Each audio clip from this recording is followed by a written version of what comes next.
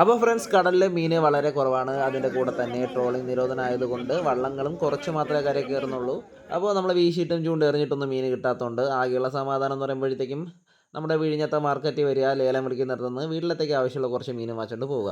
കൂടുതലും ഇവിടെ പോകുന്ന ലേലങ്ങളെല്ലാം ഏതാണ്ട് 2000-ഉം 1500-നൊക്കെ മുകളിലോട്ടാണെങ്കിലും നമുക്ക് ഇടയ്ക്കിടയ്ക്ക് വീട്ടിലാവശ്യത്തിനേക്ക് കുറച്ചുള്ള കൂറുകൾ വരും. അത് നമുക്ക് വിളിച്ചെടുത്താൽ നല്ല ലാഭത്തിൽ തന്നെ കിട്ടുന്നതായിരിക്കും. അങ്ങനെ ലേലം എല്ലാം കണ്ട് നടക്കുന്നതിൻ്റെ ഇടയിൽ വള്ളത്തിൽ നിന്ന് വിൽക്കാൻ കൊണ്ടുവരുന്ന ഒരു വലയ്ക്കകത്ത് 2 വെറൈറ്റി സാധനങ്ങൾ കണ്ടു. അപ്പോഴത്തേക്കും ഒരാൾ വിൽക്കാനായിട്ട് നമ്മുടെ കല്ലങ്കണവയും ഒരു ഞണ്ടുമായിട്ട് കൊണ്ടുവരികയാണ്. അപ്പോൾ ഞണ്ട് ഏതാണ്ട് 1 കിലോയ്ക്ക് മുകളിലുണ്ട്. കണ്ടാൽ തന്നെ അറിയാം 1 കിലോയ്ക്ക് മുകളിലോട്ടുള്ള ഞണ്ടാണ്. പിന്നെ ഈ കല്ലങ്കണവയ്ക്ക് ഇവിടെ ഏതാണ്ട് ഒരു പീസിന് 500 രൂപ വെച്ചൊക്കെ റേറ്റ് പോകാറുണ്ട്.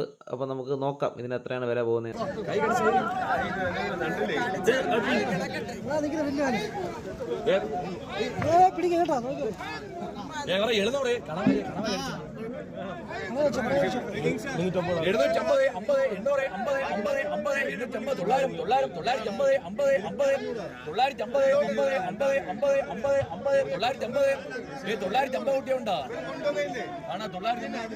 അങ്ങനെ കിലോയ്ക്ക് 2000-ഓളം വില വരുന്ന ഒരു കാല് പോലും ഒടിഞ്ഞിട്ടില്ലാത്ത നല്ല തോട് കട്ടിയുള്ള ഈ ഞണ്ടും കണവയും കൂടി പോയത് വെറും 950 രൂപയ്ക്കാണ്.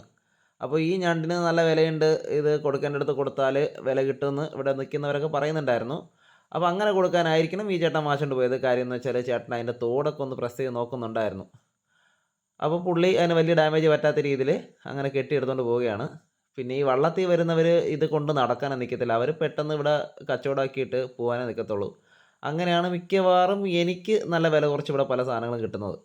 പിന്നെ ഇത് വാങ്ങിച്ച് മറിച്ചടിക്കാന്ന് വെച്ചാൽ ഇവിടെ വന്ന് ലേലം വിളിക്കുമ്പോഴത്തേക്കും കയ്യിൽ ലിക്വിഡായിട്ട് തന്നെ പൈസ കാണണമെന്ന് നിർബന്ധമുണ്ട്. അല്ല നമുക്ക് അക്കൗണ്ട് ഉണ്ടായിട്ട് കാര്യമില്ല.